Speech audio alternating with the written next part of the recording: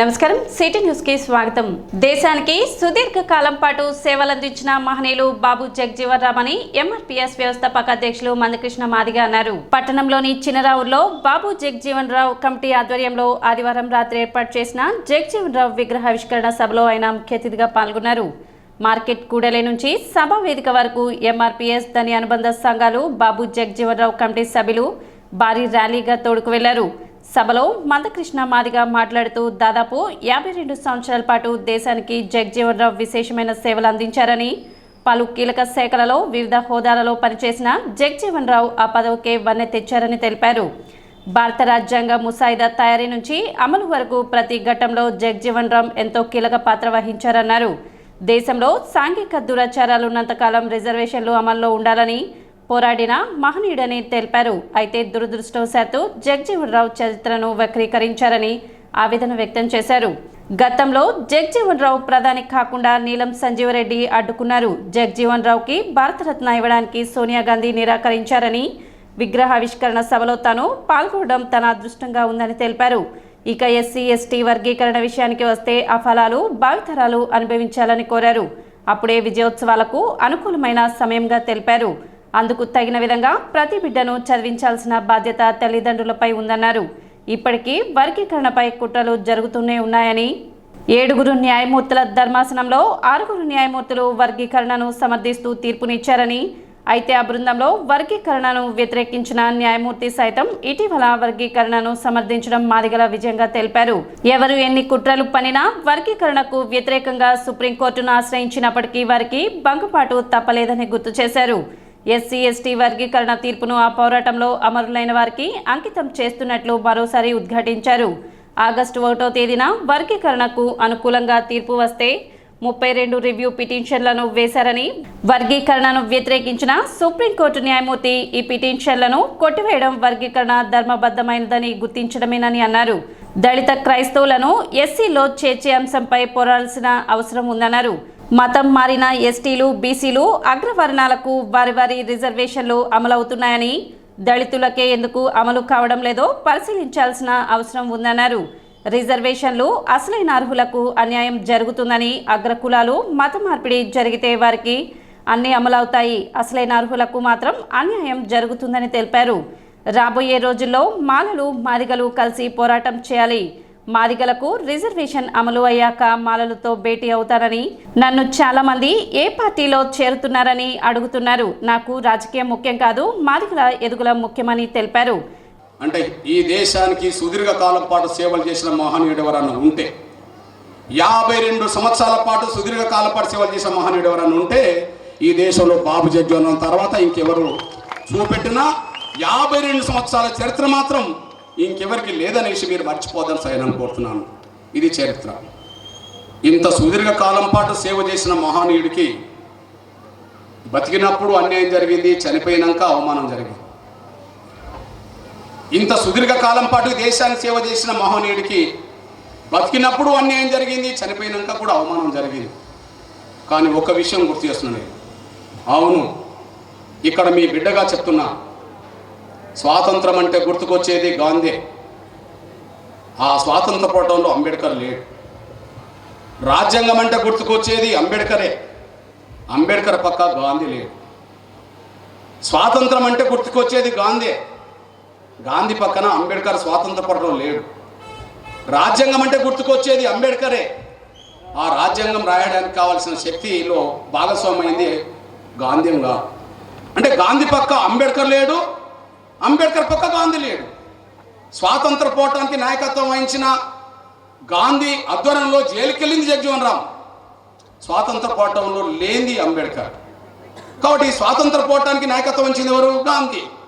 మరి స్వాతంత్ర పోరాటానికి నాయకత్వం వచ్చిన గాంధీ పక్కన, స్వాతంత్ర పోరాటానికి నాయకత్వం వచ్చిన గాంధీ పక్కన బాబు జగజీవన్ రామ్ మాత్రమే ఉన్నాడు అనడానికి సాక్ష్యం గాంధీ రాసుకున్న పుస్తకంలో ఉన్నది, గాంధీ రాస్తున్న పుస్తకంలో ఉన్నది, బాబు జగజీవన్ రామ్ రాసిన పుస్తకంలో కూడా ఉంటాయి.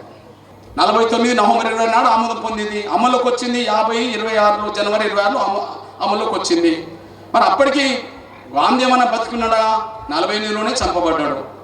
మరి అట్లాంటప్పుడు రాజ్యాంగం అంటే గుర్తుకొచ్చేది అంబేద్కర్ అవుతే మరి అంబేద్కర్ పక్కన ఎవరున్నారు? అంబేద్కర్ పక్క రాజ్యాంగం రాసే సమయానికి బాబు జగజీవన్ రామ్ కూడా ఉన్నాడు అనేసి మీరు మర్చిపోదని సరే అనుకుంటున్నారు. రాజ్యాంగం రాసింది బాబాసాహెబ్ అంబేద్కర్, ముసాయిదాను తయారు చేసేది అంబేద్కర్. ఆ ముసాయిదా తయారు కావడానికి 10 సబ్ కమిటీలు ఉన్నాయి. ఆ సబ్ కమిటీలలో బాబు జగజీవన్ రామ్ అంబేద్కర్ కూడా ఉన్నాడు. కానీ సబ్ కమిటీల రిపోర్ట్ అంతా రాజ్యాంగ ముసాయిదా తయారవుతే ఆమోదించే కాడ బాబు జగజీవన్ రామ్ ఉన్నాడు.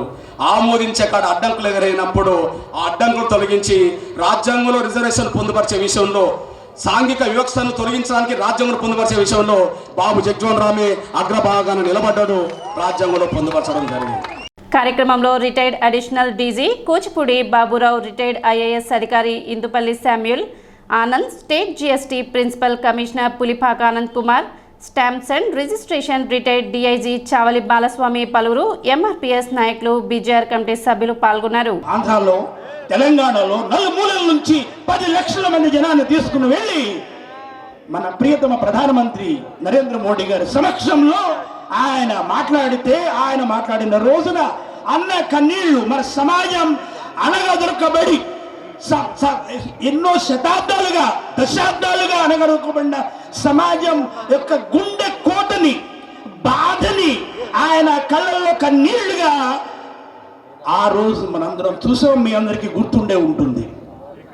అది చూసి చలించినటువంటి మన ప్రియతమ ప్రధానమంత్రి గారు ఆ రోజు ఈ వాగ్దానం చేశారు. 30 సంవత్సరాలుగా ఒకే లక్ష్యాన్ని పెట్టుకుని పోరాటం చేయడం అనేది అసామాన్యం. చరిత్రలో ఎక్కడ మనం చాలా అరుదుగా చూస్తుంటాం. ఒక నెల్సన్ మండేలా, సౌత్ ఆఫ్రికా, అయినా ఆ రోజుల్లో ఆయన పోరాడాడు. మన ముందున్నారు ఈ రోజున మందకృష్ణ మాదిగ. అది మన భారతదేశ ప్రధానమంత్రి గుర్తించి, నేను కూడా మీ తరపున ఈ ఉద్యమాన్ని నా భుజ కండాల మీద వేసుకుని నేను మీ తరపున పోరాడతానని చెప్పిన ప్రధానమంత్రి గారు 7-8 నెలలు తిరగకుండానే మరి మనకి ఆగస్టు 1వ తారీఖున మనం బ్రదర్ శాలంరాజు గారు చెప్పిన ఆగస్టు 15, 1947 స్వాతంత్రం వస్తే ఆగస్టు 1, 2024న మాదిగ జాతికి స్వాతంత్ర్యాన్ని తెచ్చినటువంటి మందకృష్ణ మాదిగ గారికి మనం అందరం ఒక్కసారి 2 చేతులతో కనాలి. స్వేచ్ఛను ప్రసాదించడం కోసం 14 నెలల జైలు జీవితం గడిపినటువంటి నిజమైన దేశభక్తుడు డాక్టర్ బాబు జగజీవన్ రామ్. ఈ సభలో పాల్గొన్నటువంటి నా మాదిగ అన్నదమ్ములకు అందరికీ నేను ఒకటే విజ్ఞప్తి చేస్తున్నా. డాక్టర్ బాబు జగజీవన్ రామ్ పేరంటే ఎవరికి ఏమీ తెలియనప్పుడు 1994లో ఎంఆర్పీఎస్ పేరుతోటి, దండోర ఉద్యమం పేరుతోటి మొట్టమొదటి కరపత్రం మందాకృష్ణ మాదిగన్న తీసి ఆ కరపత్రం మీద బాబు జగజీవన్ రామ్ గారి చిత్రపటాన్ని ముద్రించి తెలుగు నేల మీద మాదిగలకి బాబు జగజీవన్ రామ్ గారిని పరిచయం చేసిన ఏకైక నాయకుడు మందాకృష్ణ మాదిగన్న ఎంఆర్పీఎస్ ఉద్యమం అని గుర్తు చేస్తున్నాం. ఈ దేశంలో బాబు జగజీవన్ రామ్ విగ్రహాలకు సమానంగా, ఈ దేశంలో మహాత్మా గాంధీ విగ్రహాలకు సమానంగా ఏ నాయకుడైనా విగ్రహాలు ఉన్నాయంటే అది డాక్టర్ బాబు జగజీవన్ రామ్ గారి విగ్రహాలేనని నేను గుర్తు చేస్తూ పట్టణంలో దసరా శరన్నవరాత్రి మహోత్సవాలు వైభవంగా ప్రారంభమయ్యాయి. బోస్ రోడ్లోని శ్రీ వాసవి కన్యకా పరమేశ్వరి దేవస్థానం నందు దేవి శరన్నవరాత్రి మహోత్సవాలు వైభవంగా ప్రారంభమయ్యాయి. 5వ రోజు శ్రీ వాసవి కన్యకా పరమేశ్వరి అమ్మవారు అన్నపూర్ణ దేవిగా మరియు శ్రీ రాజరాజేశ్వరి అమ్మవారు రాజమాతంగి దేవిగా భక్తులకు దర్శనమిచ్చారు. పెద్ద సంఖ్యలో భక్తులు పాల్గొని అమ్మవారిని దర్శించుకున్నారు.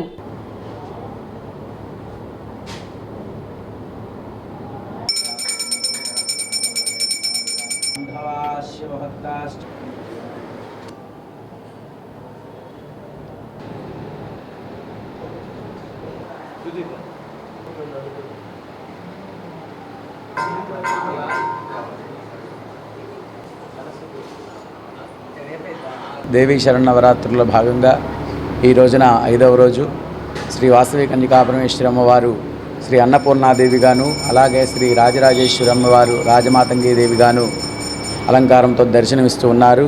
మరి విశేషమైనటువంటి యొక్క దేవీ నవరాత్రుల్లో మరి ఈ యొక్క పృథ్వీలోకంలో ఉండేటువంటి ఈ యొక్క ప్రజలందరికీ కూడా సమపాలనలో అన్నపాద్యాలన్నీ కూడా అందాలని చెప్పేసి అమ్మవారికి ప్రీతిగా విశేషమైనటువంటి పూజాది కార్యక్రమాలు, అలాగే నిత్య చండీ హోమాది కార్యక్రమాలు, నీరాజన మంత్రోష్పాది కార్యక్రమాలు జరుగుతూ ఉన్నాయి.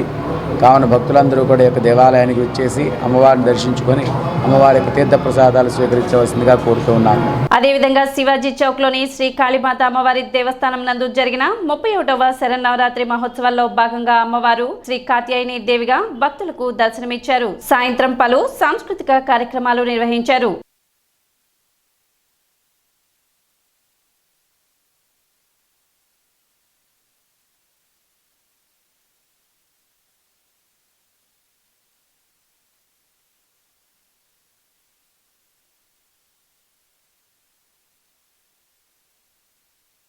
అదేవిధంగా దేవి చౌక్లోని శ్రీ రాజరాజేశ్వరి దేవి అమ్మవారి దేవస్థానం నందు 93వ శరన్నవరాత్రి మహోత్సవాలు ఘనంగా నిర్వహించారు. భక్తులు పెద్ద సంఖ్యలో పాల్గొని అమ్మవారిని దర్శించుకున్నారు. 5వ రోజు శ్రీ అన్నపూర్ణ దేవిగా భక్తులకు అమ్మవారు దర్శనం కల్పించారు.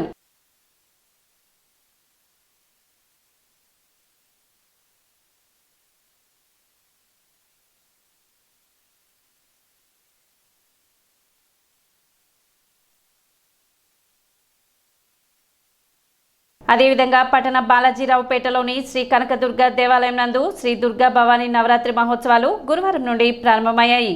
గురువారం నుండి 12వ తేదీ వరకు జరిగే ఈ మహోత్సవాల్లో భాగంగా 5వ రోజు అమ్మవారు మహాచండీ దేవిగా భక్తులకు దర్శనం కల్పించారు. భక్తులు పెద్ద సంఖ్యలో పాల్గొని అమ్మవారిని దర్శించుకున్నారు.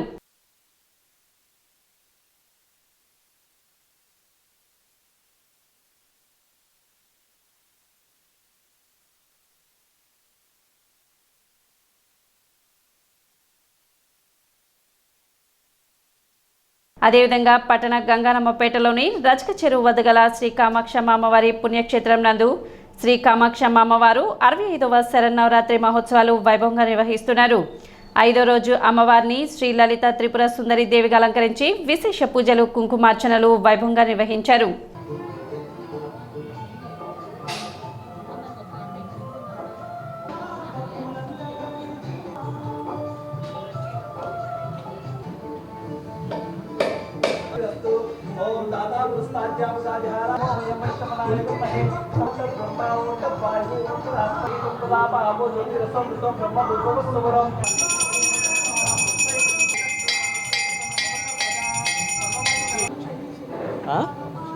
తెనాలి గంగానంపేటలో వెంచేసి ఉన్న శ్రీ కామాక్షి అమ్మవారి 65వ దసరా మహోత్సవాల్లో భాగంగా ఈరోజు అమ్మవారు శ్రీ లలితా త్రిపుర సుందరి అలంకారంలో భక్తులకు దర్శనమిస్తున్నారు.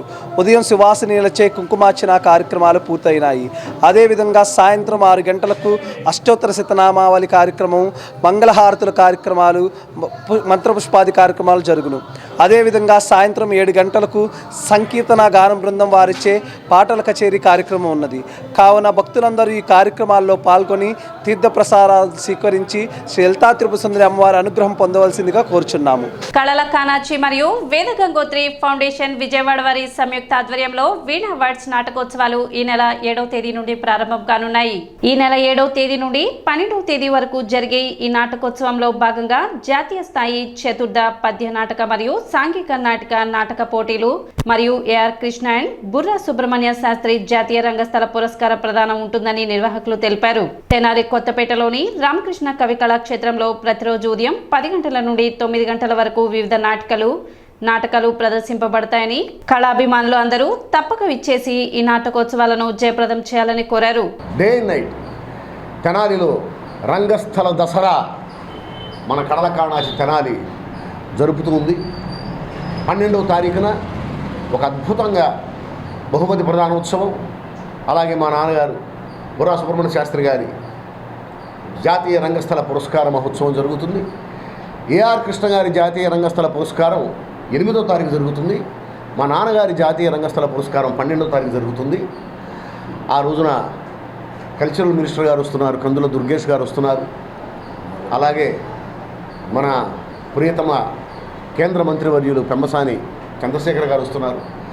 మన ప్రియతమ నాయకులు మంత్రివర్యులు, మన నియోజకవర్గ శాసనసభ్యులు ప్రీతమ నాయకులు నాదెళ్ల మనోహర్ గారు వస్తున్నారు. అలాగే ముందు నుంచి కూడా నన్ను ముందుండి నడిపిస్తూ ప్రతి విషయంలో నేనున్నాను అని చెప్పేసి నాకు ఒక మోరల్ సపోర్ట్గా నిలిచి నన్ను నడిపిస్తున్నటువంటి ప్రీతమ నాయకులు మాజీ మంత్రివర్యులు ఆలపాటి రాజేంద్ర ప్రసాద్ గారు వస్తున్నారు. కార్యక్రమం కళల కాణాచిలో తెనాలిలో ఏ కార్యక్రమం జరుగుతుంది అన్నా కూడా తెనాలిలో జరుగుతున్నటువంటి సాంస్కృతిక కార్యక్రమాలకి నేనున్నాను అని వచ్చేటువంటి వీళ్ళందరూ, రాజా గారు ఆలపాటి రాజా గారు కానివ్వండి, మన నాదెళ్ల మనోహర్ గారు కానివ్వండి, పెమ్మసాని చంద్రశేఖర్ గారు కానివ్వండి, వీళ్ళందరూ కూడా రేపు కార్యక్రమంలో పాల్గొంటున్నారు. కందుల దుర్గేష్ గారు వస్తున్నారు. అలాగే ఇంకా చాలామంది పెద్దలు వస్తున్నారు. సినిమా రంగం నుంచి కూడా వస్తారు. అలాగే బాబువారు వడ్లమూడి గారు మన కార్యక్రమం కోసమే పనిమాల యుఎస్ నుంచి బాబువారు వడ్లమూడి గారు వస్తున్నారు. అలాగే మన మునగాల శ్యాంప్రసాద్ గారు, ఈ కార్యక్రమానికి నేను ఉంటాను, ఖచ్చితంగా ఈ కార్యక్రమానికి మనం ముందు నడిపిద్దాం, అద్భుతంగా చేస్తున్నారు, ఇలాంటి కార్యక్రమాలు రావాలి అని చెప్పేసి ముందు నడిపిస్తున్నారు. అలాగే ఆర్ఎస్ఆర్ శ్రీకాంత్ రెడ్డి గారు, అసలు కళల కాణాచి పెట్టిన దగ్గర నుంచి ఈ కళల కాణాచికి వెన్నుదన్నుగా ఉండి ఒక వెన్నెముకగా నిలబడి నన్ను నడిపిస్తున్నటువంటి నా మిత్రుడు ఆర్ఎస్ఆర్ శ్రీకాంత్ రెడ్డి గారు.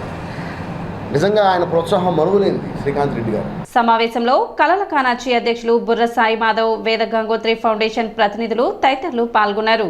తెనాలి మరియు పరిసర గ్రామ ప్రజలు, అలాగే కళాభిమానులు, కళా పోషకులు అందరికీ, ప్రతి ఒక్కరికి, కళాకారులందరూ కూడా సాదర స్వాగతం పలుకుతోంది కళల కాణాచి. రేపటి నుంచి అనగా 7వ తేదీ నుండి 12వ తేదీ వరకు తెనాలి రామకృష్ణ కవి కళాక్షేత్రంలో నాటక ప్రదర్శనలు, అలాగే నాటక ప్రముఖులకు సన్మాన కార్యక్రమాలు, పురస్కార మహోత్సవాలు, ఈ కార్యక్రమాలు జరుగుతాయి. రేపు అనగా 7వ తేదీ మధ్యాహ్నం 2:30 నుంచి తెలుగు నాటక రంగ మహనీయులు వెంకటరామయ్య చౌదరి గారు, కన్నగండి నాసరయ్య గారు, అలాగే కొడాలి గోపాలరావు గారు, అలాగే బెల్లంగూడ రామదాస్ గారు, వీరందరి శత జయంతిని పురస్కరించుకొని రేపు మధ్యాహ్నం 2:30 నుంచి 5 గంటల వరకు సదస్సు కార్యక్రమం ఉంటుంది. 5:15 తెనాలి దుర్గాభవాని నాట్య మండలి ఆదినారాయణరావు గారి బృందంచే శ్రీకృష్ణ రాయభారం 1 గంట పౌరాణిక నాటిక ప్రదర్శన ఉంటుంది. అనంతరం పురస్కార మహోత్సవ కార్యక్రమాలు ఉన్నాయి. అంటే వల్లూరు వెంకటరామయ్య గారి పేరున, కన్నగండి నాసరయ్య గారి పేరున, కొడాలి గోపాలరావు గారి పేరున, అలాగే బెల్లంగూడ రామదాస్ గారి పేరున ఒక 4 ప్రముఖులకు పురస్కార మహోత్సవం కార్యక్రమం ఉంటుంది. ప్రేక్షకులందరూ 7వ తేదీ మధ్యాహ్నం 2:30 నుంచి రాత్రి 9 గంటల వరకు జరిగే ఈ కార్యక్రమాలకి హాజరు కావాలని, సమయపాలన మేము పాటిస్తామని, సమయానికి మీరందరినీ కూడా రమ్మని ఆహ్వానిస్తున్నాం. పట్టణ చినరావూరు పార్క్ లో ఏర్పాటు చేసిన అవుట్డోర్ జిమ్ ఎక్విప్మెంట్ ను మంత్రి నాదెండ్ల మనోహర్ ప్రారంభించారు. నటరాజ్ జ్యువెలర్స్ అధినేత కొత్తమాసు కుమార్ ఆర్థిక సహకారంతో ఏర్పాటు చేసిన అవుట్డోర్ జిమ్ ను రిబ్బన్ కట్ చేసి ప్రారంభించారు. అనంతరం పార్క్ మొత్తం తిరుగుతూ వాకింగ్ ట్రాక్, మ్యూజికల్ ఫౌంటైన్ వంటి సదుపాయాలను పరిశీలించారు. పార్క్లో ప్రజలను పలకరిస్తూ పార్క్లో అందుతున్న సదుపాయాలను అడిగి తెలుసుకున్నారు. పట్టణ ప్రజలకు ఆహ్లాదకరమైన వాతావరణాన్ని అందించే విధంగా పార్కును అభివృద్ధి పరుస్తామని మంత్రి నాదెండ్ల మనోహర్ తెలిపారు. పార్క్లో ఆహ్లాదకరమైన వాతావరణం అందించడంతో పాటు మంచి ఆరోగ్యానికి ఉపయోగపడే విధంగా జిమ్ను ఏర్పాటు చేసినట్లు చెప్పారు. కార్యక్రమంలో భాగంగా ఎలైట్ కమిటీ వరద బాధితుల సహాయార్థం సీఎం సహాయ నిధికి 1,41,000 చెక్కును మంత్రి నాదెండ్ల మనోహర్కు అందజేశారు. కార్యక్రమంలో జనసేన పార్టీ నాయకులు, కార్యకర్తలు, కౌన్సిలర్లు, పురపాలక శాఖ అధికారులు పాల్గొన్నారు.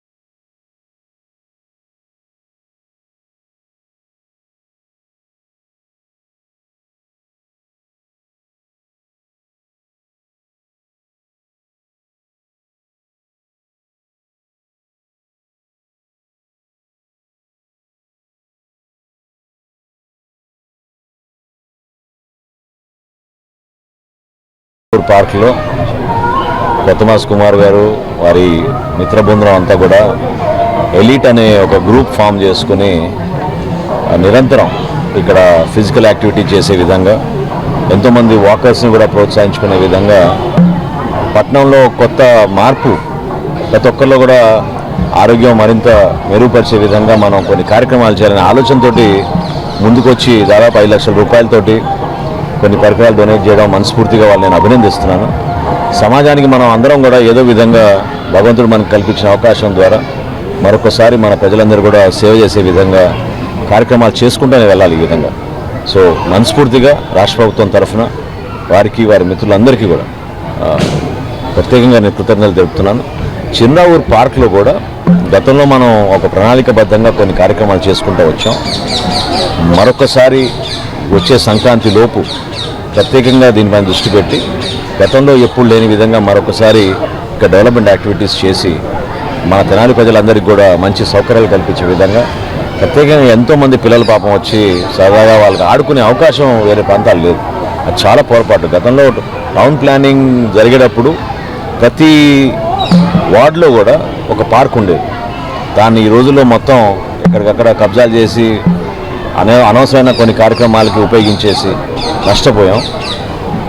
రీసెంట్గా కమిషనర్ గారితో నేను మాట్లాడినప్పుడు కొన్ని ఆదేశాలు ఇచ్చాను. అదేంటంటే తెనాలి నగరంలో ఎక్కడ మున్సిపాలిటీ ఖాళీ స్థలం ఉన్నా కూడా ఏ విధంగా కుమార్ గారు వచ్చి ఈ డొనేట్ చేశారో జిమ్ ఎక్విప్మెంట్, అదేవిధంగా అన్ని ప్రాంతాల్లో కూడా పిల్లలకి ఆడుకునే విధంగా అదేవిధంగా జిమ్ ఎక్విప్మెంట్ కూడా. సో దాదాపు ఒక 20-30 ప్రాంతాల్లో ఎక్కడైతే 100 గజాలు వరకు మనకి మున్సిపల్ స్థలాలు ఉన్నాయో వాటి అన్నింటిలో కూడా ఒక కొత్త మార్పు వచ్చి అందరికీ ఉపయోగపడే విధంగా ఈ కార్యక్రమం చేస్తాం. సిటీ న్యూస్ ఇంతటితో సమాప్తం. నమస్కారం.